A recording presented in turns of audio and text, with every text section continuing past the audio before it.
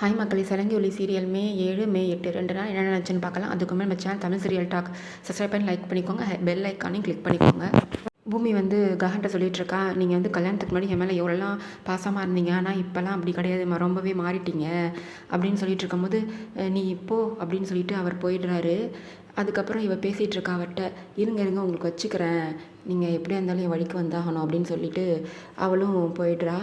அடுத்தது அபூர்வா வீட்டில் அபூர்வா சரச்சந்திராட்ட அந்த ஹனிமூன் பிளான் கேன்சல் பண்ணணும் அப்படின்னு சொல்லிட்டு அபூர்வா வந்து சரச்சந்திராட்ட பேச போகிறா. அப்போ தான் செர்ரி வந்து சரச்சந்திரா ரூமில் இருந்துக்கிட்டு செர்ரி வாய்ஸ்லேயும் பேசுகிறாரு, சரச்சந்திரா வாய்ஸ்லேயும் பேசுகிறாரு. என்னென்னா சரச்சந்திரா வாய்ஸில் என்ன பேசுகிறாருன்னா, ஹனிமூன்லாம் கேன்சல் பண்ண முடியாது, எப்படியா இருந்தாலும் நீங்கள் வந்து இப்போ தான் கல்யாணம் ஆன புது ஜோடி, உங்கள் 2 பேரும் புரிஞ்சுக்க ஒரு வாய்ப்பு இது, போயிட்டு வாங்கன்னு சொல்கிறாரு. செர்ரி வந்து நட்சத்திராக்கும் அத்தைக்கு இது பிடிக்கல, எப்படி மாமா போக முடியுன்ற மாதிரி பேசுகிறாரு. சரச்சந்திரா சொல்கிறாரு, அபூர்வா என் பொண்டாட்டி நான் சொல்கிறது தான் கேட்பா, நீ அதெல்லாம் கவலைப்படாமல் நீ வந்து கிளம்புறதுக்கு ரெடியாகு அப்படின்னு சொல்கிறாரு. இதெல்லாம் வெளில நின்று அபூர்வா கேட்டுருக்காங்க. உடனே உள்ளே போகிறாங்க. செர்ரி வெளில வரவும் அவர் தான் அப்போ தான் ரெஸ்ட் ரூம்லேருந்து வெளில வராரு. ரெஸ்ட் ரூம்லேருந்து வெளில வந்து இவர் வந்து வெளியில் அப்போ தான் வராரு. அவ்வளோ நேரம் செர்ரி வந்து மாறி மாறி அவர் வயசில் தான் பேசிகிட்டு இருந்தார். வெளில வந்து நான் வந்து நீங்கள் சொல்கிறத படி கேட்குறேன், ஆனால் நீங்கள் நான் சொல்கிறதே கேட்க மாட்டீங்க மாமா, இப்போ எதுக்கு இது மாதிரி நீங்கள் மாற்றி மாற்றி பேசிகிட்டு இருக்கீங்க, நான் சொல்கிறதே நீங்கள் கேட்க மாட்டீங்க அப்படின்னு சொல்லும்போது, நான் என்ன மாற்றி மாற்றி பேசிகிட்டு இருக்கேன் அப்படின்னு அவர் கேட்குறாரு. இல்லை இப்போதைக்கு வேணான்னு ஒரு விஷயம் நினைக்கும் போது அதை நீங்கள் வேணும்னு அடம்பிடிக்கிறீங்க அப்படின்னு சொல்கிறா அவ. இல்லை அப்படின்னு அவர் சொல்கிறாரு. உடனே இவர் வந்து எதுக்கு நினச்சி சொல்லிட்டு இருக்காருன்னா, ககன் விஷயமா போய் பூமிகிட்ட பேச சொன்னார்ல, அதை தான் வந்து அவர் சொல்கிறான்னு நினச்சிக்கிட்டு அவர் பேசுகிறாரு. ஆனால் அபூர்வா வந்து இந்த ஹனிமூன் கேன்சல் பண்ணுற விஷயத்தை தான் பேசிகிட்டு இருக்கா. 2 பேரும் புரியாமல் பேசிகிட்டு இருக்காங்க. ஆனால் இது வந்து அவர் வந்து எது சொல்கிறாருன்னா, பிண்ட பூஜை செய்ய சொன்னதை பற்றி பேசிகிட்டு இருக்கா போல இருக்குது. அவள் தான் இவ சொன்னதானே நம்ம செஞ்சோம், இவன் ஏன் மாற்றி மாற்றி பேசிகிட்டு இருக்கான்னு அவளும் இவரும் மாற்றி பேசுகிறாங்க. ஆனால் இது 2 பேருமே ஒரே விஷயம் இல்லை, வேறு வேறு திங்கிங்கில் பேசிகிட்டு இருக்காங்க. நீங்கள் நான் சொல்கிறதே கேட்க மாட்டீங்க மாமா அப்படின்னு சொல்லிட்டு அபூர்வாவும் போயிடுறா. உடனே நட்சத்திரத்தை சொல்கிற அப்பாட்ட பேசின அப்பா வந்து நீ ஹனிமூனுக்கு போதான் சொல்கிறாரு அப்படின்னு சொல்லி அபூர்வா சொல்கிற நட்சத்திரா நீ போ மம்மி, நீ ஒரு வேஸ்ட் அப்படின்னு சொல்லிட்டு போயிடுறா. அடுத்தது பூமியும் ஷாரதான் பேசிகிட்டு இருக்காங்க. இந்த பிண்ட பூஜை வந்து ககனை பண்ண விடாமல் பண்ணணும், இவர் உயிரோடு இருக்கார் கேபி, ஆனால் சொல்ல முடியாது நான் வந்துட்டு போய் இவன் பண்ணக்கூடாது அப்படின்னு சொல்லி எப்படியாச்சும் பிளான் பண்ணி இவனை போக விடாமல் தடுக்கணும்னு 2 பேரும் பேசிகிட்டு இருக்காங்க. நான் முன்னாடி மாதிரி இருந்தாலும் பரவாயில்ல மாமா, நான் சொல்கிறதே கேட்க மாட்டேன் அத்தை, நான் எப்படியாச்சும் அவர்கிட்ட பேசி நான் போக விடாமல் தடுக்கிறேன் அப்படின்னு சொல்லிட்டு சாரதாட்ட சொல்லிட்டு போய் ககன்கிட்ட பேசுகிறா. ககன் வந்து நான் போக தான் செய்வேன், மீராக்காக வச்சும் இல்லை சாச்சனை வந்து என்கிட்ட பேசினார்ல அதுக்காக நான் பண்ண தான் செய்வேன் அப்படின்னு ககன் கரெக்ட் அண்ட் ரைட்டாக சொல்லிடுறாரு. இவளும் எவ்வளோ கன்வின்ஸ் பண்ணாலும் கேட்குறதா ககன் இல்லை, நான் பிண்ட பூஜை பண்ண தான் போகிறேன் அப்படின்னு சொல்லிட்டு அவரும் போயிடுறாரு. பூமி வந்து கேபிக்கு சாப்பாடு எடுத்துகிட்டு போகிறா கேரியரில், அதை பார்த்துடுறாரு இவர் ககன். பின்னாடியே வந்து அவள் பின்னாடி ஃபாலோ பண்ணிட்டு போகிறாரு ககனும். இவன் வந்து கண்டிப்பாக கேபிக்கு தான் சாப்பாடு எடுத்துகிட்டு போகணும், இன்றைக்கி நான் கண்டுபிடிக்கிறேன், கேபி வந்து உயிரோடு இருக்கிறாருன்றதை நான் கண்டுபிடிக்கிறேன், இவன் நாடகம் ஆடுறதெல்லாம் வெளிச்சத்துக்கு கொண்டு வரணும் அப்படின்னு சொல்லிட்டு பூமியை ஃபாலோ பண்ணி போகிறாரு. அவங்க கெஸ்ட் ஹவுஸ் இருக்குல்ல, அங்கே தான் போகிறாரு. என்ன நம்ம கெஸ்ட் ஹவுஸ்க்கு பக்கம் வந்திருக்கா இவ அப்படின்னு சொல்லிட்டு பூமி வந்து உள்ளே போய் சாப்பாடுலாம் எடுத்து வைக்கிறாங்க. உடனே ககன் வெளில வந்து கதவு தட்டுறாரு. மரியாதையாக கேபி நீ கதவு திறக்கிறியா இல்லையா, கதவை உடச்சிட்டு நான் உள்ளே வரட்டுமா, நீ உயிரோட இருக்கிறேன்னு தெரிஞ்சிருச்சு அப்படின்னு சொல்லி ககன் கத்துறாரு. பூமிக்கு வந்து பயம் வந்துருச்சு, எப்படியும் மாமா ஃபாலோ பண்ணிட்டு வந்திருக்கார் போல இருக்குது, நம்ம எப்படி இருந்தாலும் கேபி மாமா உயிரோடு இருக்கிறது தெரியக்கூடாது அப்படின்னு சொல்லிட்டு, மாமா நீங்கள் எங்கேயாச்சும் ஒழிஞ்சுக்கோங்க நான் அவரை பார்த்துக்கிறேன் அப்படின்னு சொல்லிட்டு கதவு திறக்கிறா. அங்கே கேபி வந்து ரூம்லலாம் ஒளியில் மேலே வந்து பரண மேலே ஒழிஞ்சிட்ருக்காரு. அவர் கேபி வந்து பரண மேலே ஒழிஞ்சது தெரியாது, இவ கீழே தான் பார்த்துட்ருக்காரு ககன், மேலே எதுவும் பார்க்காம கீழே தான் பார்த்து தேடிட்டுருக்காரு ரூமாக. ஆனால் இல்லைன்னு தெரிஞ்சோம், என்னைக்கா இருந்தாலும் நீ உன்னை நான் கண்டுபிடிப்பேன், நீ உயிரோடு இருக்கிறது எனக்கு தெரிஞ்சு போச்சு அப்படின்னு சொல்கிறாரு. பூமியை எவ்வளோ வந்து அவர்கிட்ட சொல்கிறா, நான் வந்து நீங்கள் ஃபாலோ பண்ணி வந்தது தெரியும், நம்ம 2 பேருக்காக தான் நான் சாப்பாடு எடுத்துகிட்டு வந்தேன் அப்படின்ற மாதிரி மாற்றி பொய் சொல்கிறா. ஆனால் பூமி நீ எப்படிப்பட்டவன் எனக்கு தெரியும், நீ ஒரு மாயக்காரி, நீ எப்படி பொய்க்காரி, நீ நடிக்கிறதெல்லாம் எனக்கு தெரியும் அப்படின்னு சொல்லிட்டு இவளும் நான் எப்படியா இருந்தாலும் உங்களை சீக்கிரமாகவே உங்கள் முகத்திரை கிழிக்கிறேன் அப்படின்னு சொல்லிட்டு போயிடுறாரு ககன். அடுத்தது பூமி வந்து ஓரமாக தேடுறா மாமா மாமா அப்படின்னு சொல்லிட்டு அவர் உடனே மேலேருந்து சத்தம் போடுறாரு, இதோ இருக்கம்மா நான் இங்கே அப்படின்னு சொல்லி உடனே கீழே இறங்க வச்சு பேசிகிட்டு இருக்காங்க. இப்போ அப்போனா வந்து ககன் வந்து பிண்ட பூஜை ஒத்துக்கிட்டது நான் உயிரோடு இருக்கேன்னு தெரிஞ்சுதான் பார்த்தியா அப்படின்னு சொல்லி மனசு கஷ்டப்பட்டு வருத்தப்பட்டு பேசிகிட்டு இருக்காரு. அதுக்கு பூமி சொல்கிறா, நீங்கள் எப்படியா இருந்தாலும் இந்த வீட்டை விட்டு வெளில வர மாட்டீங்கன்னு எனக்கு சத்தியம் பண்ணுங்கள், நான் பார்த்துக்கிறேன், இன்னும் எவ்வளோ டைம் இருக்குது, அதுக்குள்ளே நான் வந்து எப்படியாச்சும் அவரை வந்து பிண்ட பூஜை பண்ண முடியாமல் தடுத்துடுறேன் அப்படின்னு சொல்லி நீங்கள் வெளில மட்டும் வராதிங்க அப்படின்னு சத்தியம் வாங்கிட்டு போகிறா கேபிக்கிட்ட.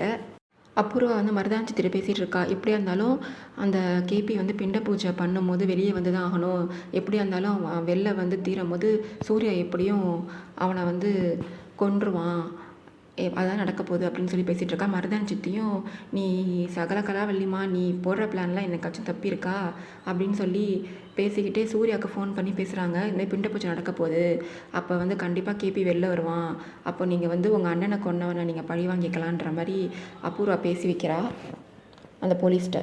ககன் வந்து பிண்ட பூஜை கிளம்பிடுறாரு. இப்படியாச்சும் தடுக்கணும்னு சொல்லிட்டு சாரதாட்ட காஃபி வந்து போடுறால பூமி, அதில் வந்து அந்த மோஷன் டேப்லெட்டை கலந்துடுறா.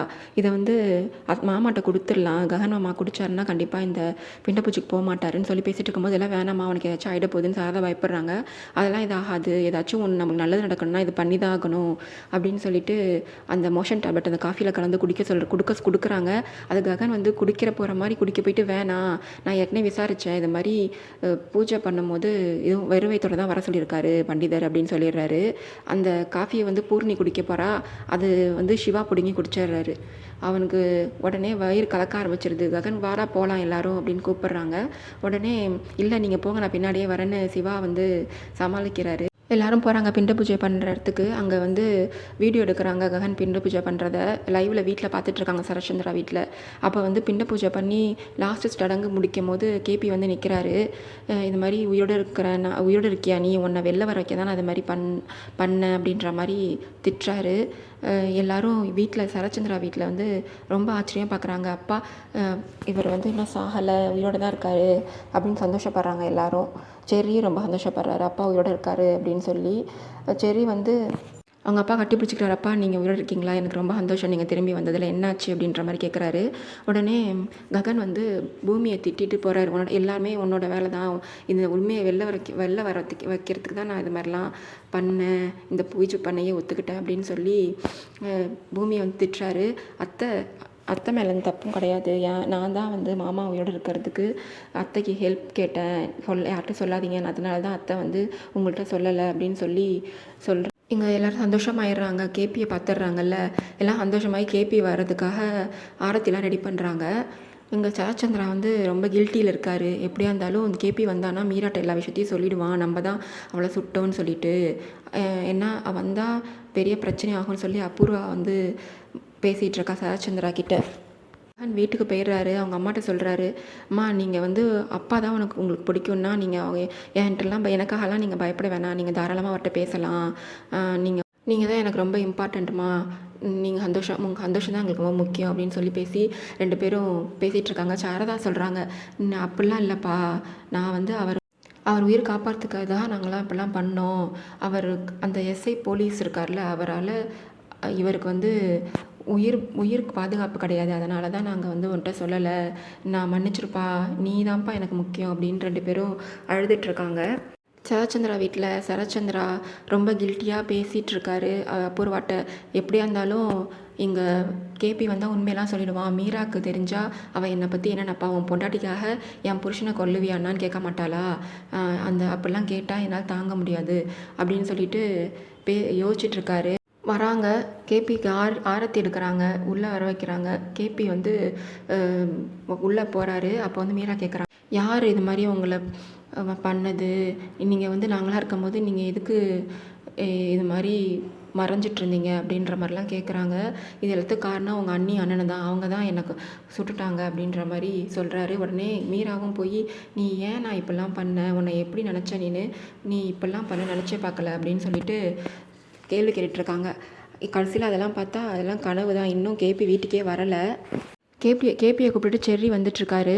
அப்போது வழி மறைச்சு அந்த போலீஸ் சூர்யா இருக்கான்ல, அவன் வந்து கேபியை வந்து வழி மறைச்சி சொல்கிறான், நீ வந்து எங்கள் அண்ணனையே கொன்ன, உன்னை நான் உயிரோட விட மாட்டேன், நீ வந்து என் சட்டத்துலேருந்து தப்பிக்கலாம், ஆனால் என் கையேந்து தப்பிக்கவே முடியாது, உன்னை உயிரோட விட மாட்டேன்னு சொல்லி கேபியை போட்டு அடி அடின்னு அடிக்கிறான். அந்த செர்ரியை வந்து அந்த போலீஸ் வண்டியிலே கட்டி போட்டுடுறான். எப்படின்னா போலீஸ் அரெஸ்ட் பண்ணுவாங்கல்ல, அந்த காப்பு வச்சு கட்டி போட்டுடுறான் அந்த கார்லேயே. இதை எப்படியாச்சும் அண்ணனுக்கு சொல்லணும், கஹானுக்கு சொல்லணும்னு சொல்லிட்டு ஃபோன் பண்ணி சொல்கிறாரு செர்ரி. அப்போ வந்து இவர் கோவமாக எடுக்கவே இல்லை ககன். உடனே பூமி வந்து அந்த ஃபோனை எடுத்து செர்ரி ஃபோன் பண்ணுறாரு அப்படின்னு சொல்லிட்டு காமிக்கிறா. அப்போ இந்த மாதிரி அப்பா வந்து அந்த எஸ்ஐ சூர்யா அடிச்சிட்ருக்கான், நீ தான் என்னை வந்து காப்பாற்றணும்னு சொல்லி பேசும்போது இவர் வந்து உம்முன்னே இருக்கார், எதுவுமே சொல்லலை. அப்போ தான் நீ போய் காப்பாற்றுறா ககன், நீ நல்லா இருப்ப, நீ தான் அவரை காப்பாற்றணும் அப்படின்னு சொல்லி சொல்கிறாங்க. இவர் அப்பயும் எந்த ரியாக்டுமே பண்ணாமல் அமைதியாகவே இருக்கார். பூமி அந்த ஃபோனை வச்சுட்டு ஓடி போய் அங்கே வந்து அந்த போலீஸ் தடுக்கிறா. அவர் எவ்வளோ சொன்னாலும் கேட்கல, நீ இதில் தலையிடாத பூமி, நீ போ, உன் மாமான்னு சொல்லிட்டு நீ வரியா அவருக்காக சப்போர்ட்டுக்கு, என்னானாலும் அவனை நான் கொலை பண்ணாமல் விட மாட்டேன், எங்கள் அண்ணனை கொன்னவன் அவன் சொல்லிட்டு அடின்னு திரும்பி அடிக்கிறாரு.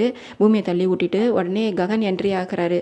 வந்து இவனை அடிக்க விடாமல் தடுக்கிறாரு போலீஸ். அந்த சூர்யாவை தடுக்கும் போது 2 பேருக்கும் வாக்குவாதம் ஆகி 2 பேரும் அடிச்சுக்கிறாங்க. இப்போது அடித்து அந்த சூர்யாவை வந்து ரொம்ப நல்லா அடிச்சிடுறாரு ககன். அடித்து இவர் வந்து ஒரு பெரிய ராடு எடுத்து கொலை பண்ண பார்க்குறாரு. உடனே தடுத்துடுறா பூமி, வேணாம், நீங்கள் வந்து இவரை கொண்டுட்டு நீங்கள் ஆயுசுக்கும் தண்டனை அனுபவிக்க வேணாம் மாமா, விட்டுருங்க மாமான்னு சொல்கிற போது அவர் கீழே போட்டுடுறாரு. உடனே இவனும் சோர்ந்து படுத்துடுறான். அந்த போலீஸால் எந்திரிக்கவே முடியலை. உடனே ஓடி போய் செர்ரி அவுத்து விடுறா பூமி. அப்போ வந்து செர்ரி வராரு, உனக்காக தான் அதை காப்பாற்றினேன் இவரை அப்படின்னு சொல்லிட்டு போயிடுறாரு. இவங்களும் வீட்டுக்கு போகிறாங்க. அப்போ தான் வந்து உண்மையாலுமே ஆரத்தி எடுக்கிறாங்க, கனவு கிடையாது. ஆரத்தி எடுத்து வரவேற்கிறாங்க எல்லாரும். அப்போ வந்து ஜெயச்சந்திரா வீட்டில் இல்லை, அபூர்வா மட்டும்தான் இருக்கா. அவர் ஆரத்தி எடுத்து வரவேற்கும் போது மீரா கேட்குறாங்க, ஏங்க நாங்களாம் இருக்கும் போது நீங்கள் எதுக்கு தற்கொலை முயற்சிக்கு போனீங்க அப்படின்ற மாதிரி கேட்குறாங்க. இல்லை, நான் அப்படிலாம் பண்ணலை, என்னை யாரோ வந்து கொல்ல பார்த்தாங்க காசுக்கு வேணும்னு கேட்டு, அதனால தான் எனக்கு இப்படி ஆயிடுச்சு, நீங்கள் யாருன்னு மட்டும் சொல்லுங்கள், அவங்கள எங்கள் அண்ணன்ட்ட சொல்லி உண்டு இல்லைன்னு பண்ணிடலாம் அப்படின்னு சொல்கிறாரு. எனக்கு யாருன்னு தெரியல மீரா அப்படின்னு சொல்லிகிட்ருக்காரு. உடனே அபூர்வா வந்து நாடகம் ஆடுறா, இப்போ தான் அவர் வந்திருக்காரு, அவருக்கு சாப்பாடு கொடு, ரெஃப்ரெஷ் ஆக சொல்லு, அவர் கவுனி அப்படின்னு சொல்கிறாங்க. உடனே மீராவும் அவருக்கு சாப்பாடு செய்ய போயிடுறாங்க. அவங்க அம்மாவுக்கு ரொம்ப சந்தோஷமாக கேபி உயிரோட வந்தது பார்த்து கேபி அம்மாவுக்கு ரொம்ப சந்தோஷப்பட்டு, என் புள்ள மீண்டு திரும்பி வந்துட்டான், அவனுக்கு இனிமேல் எதுவும் இல்லை அப்படின்னு சொல்லி சந்தோஷப்படுறாங்க. இதுக்கு முன்னாடி அபூர்வாவும் ஜெயச்சந்திராவும் பேசிகிட்டு இருக்காங்க. நான் எப்படி வந்து கேபி முகத்தில் முடிப்பேன், உண்மையை சொன்னால் இப்போ என் தங்கச்சி என்ன நினைப்பா என்னை பற்றி அப்படின்னு சொல்லிட்டு இவங்க வந்து பேசிகிட்டு இருக்காங்க. அப்போ வந்து அபூர்வா சொல்கிறா, எப்படியா இருந்தாலும் அந்த போலீஸ் எஸ்ஐ சூர்யா வந்து கேபியோட விட மாட்டான், அவங்க அண்ணனை கொன்னது கேபி தான் தெரிஞ்சு அவனை கேபி வந்து எப்படியா இருந்தாலும் வீட்டுக்கு வர சந்தேகம் தான் சொல்லி பேசிகிட்டு இருக்காங்க. அப்போ சரச்சந்தர் சொல்கிறாரு, எனக்கு ரொம்ப சந்தோஷம் தான் கேபி வரதில்லை, நீ வந்து சொல்லிவிட்டு போலீஸ்கிட்ட அந்த எஸ்ஐ சூர்யா கிட்ட சொல்லு, அவரை ஒன்றும் பண்ண வேணான்னு சொல்லு அப்படின்னு சொல்கிறாரு. ககனும் பூமியும் வீட்டுக்கு போகிறாங்க. அப்போதைக்கு அவருக்கு அடிபட்டு ரத்தம் சொட்டுது. அதுக்கு வந்து ட்ரீட்மெண்ட் பார்க்குறாங்க. அப்போது அவங்க பழைய ஞாபகம்லாம் வருது. அவங்க எப்பயும் போல் அவங்க சேம் ரொமான்ஸ்லாம் நடக்குது. இவங்க பழசெலாம் நினச்சி பார்த்து 2 பேரும் பார்த்துக்கிறாங்க. அவருக்கு சாப்பாடு ஊட்டி விடுறாங்க பூமி. இவங்க பழசெலாம் நினச்சி 2 பேருமே சந்தோஷம்லாம் படலை. ஆனால் அந்த கோவத்தில் தான் இருக்கார் ககன் இன்னும் பூமி மேலே. அந்த நல்ல நினைவுகள்லாம் யோசித்து பார்த்துட்டு ரொம்ப எமோஷன் ஆகிறாரு. அப்போதைக்கு அது அவரே யோசித்து பார்த்து நான் ரியலைஸ் பண்ணுறாரு, ஐயோ எனக்கு இப்போ என்ன ஆச்சு, இந்த மாயக்காரி இவ கண்ணை பார்த்தாலே இப்படி தான் நான் மாறிடுவேன் அப்படின்னு சொல்லிட்டு ரியலைஸ் பண்ணி திரும்பியும் அவர் எப்பயும் போல் கோவமாக தான் இருக்கார் பூமி மேலே. ஜெயச்சந்திரா கெஸ்ட் ஹவுஸ்க்கு போயிடுறாரு. யாராக இருந்தாலும் என்னை வந்து ஃபோன் பண்ண அட்டன் பண்ண வேணாம், நான் இங்கே இருக்கேன்னு யாருக்கும் தெரிய வேணாம், சொல்ல வேணான்னு சொல்லிட்டு இவர் அந்த செக்யூரிட்டி சொல்லிட்டு உள்ளே போய் யோசிக்கிறாரு. நான் இப்போ இருந்தாலும் பெரிய தப்பு பண்ணிட்டேன், என் தங்கச்சி மீராவுக்கு வந்து நான் வந்து துரோகம் பண்ணிட்டேன் தான். இப்போ கேபி வந்து சொல்லும் போது என் மூஞ்சை எங்கே கொண்டு போய் வச்சுப்பேன், மீரா வந்து என்ன கேள்வி கேட்பா, உங்கள் பொண்டாட்டியை காப்பாற்றுக்காக என் புருஷனை கொல்லுவீங்களா அப்படின்னு சொல்லிட்டு அவள் வீட்டை விட்டு போயிடுவா, அவள் வீட்டு விட்டுலாம் போகக்கூடாது, அவன் தங்கச்சி வீட்டிலே தான் சந்தோஷமாக இருக்கணும், அதனால் நம்ம உயிரோடு இருக்கக்கூடாது, நம்ம விஷத்தை குடிச்சிடலான்னு சொல்லி அந்த விஷ பாட்டில் எடுத்து விஷத்தை குடிச்சிட்டு தலாடிட்டு இருப்பார். அபூர்வா வந்து இவர் கேபி எதுவுமே சொல்லலை, இவருக்கு அது தெரியாது, இவர் வந்து எங்கே போனாருன்னு தெரியலையே அப்படின்னு சொல்லி யோசிச்சுட்ருக்கா. அபூர்வாவும் கேபி வந்து வீட்டில் எதுவும் அவங்க பற்றிலாம் சொல்லலை, இதை வந்து மாமாவுக்கு சொல்லணும், மாமா எங்கே பண்ணான்னு தெரியலையேன்னு யோசிச்சுட்டு இருக்கா. அங்கே கேபி வந்து ஜஷத்தை குடிச்சிட்டு இருக்காரு. அதோட இந்த எபிசோட் முடியுது. வரப்போகிற எபிசோட் நடக்குதுன்னு பார்க்கலாம். பை மக்களே, நம்ம சேனலை மறக்காமல் சப்ஸ்கிரைப் பண்ணி லைக் பண்ணிக்கோங்க.